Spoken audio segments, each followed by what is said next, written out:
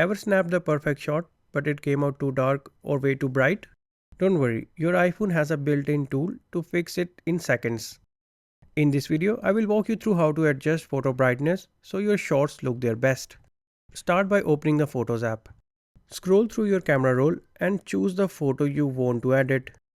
This works for pictures you just took or older ones in your library. Next, tap on the Edit button located in the bottom bar. This will open iPhone's built-in editing suite, so you don't need any third-party apps.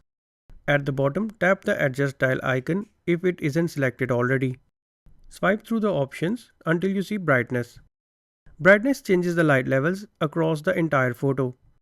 This is different from changing exposure, which can affect highlights more dramatically.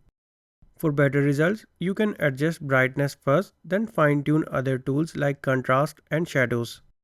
Drag the slider to the right to brighten the image, or to the left to darken it. Keep an eye on the details in the bright areas so they don't get washed out. Make small adjustments. Sometimes just a few points can make a big difference. You can see the original anytime by tapping and holding the photo while editing. This helps you decide if you have gone too bright or too dark. When you are happy with the result, tap on the Done button in the top right corner.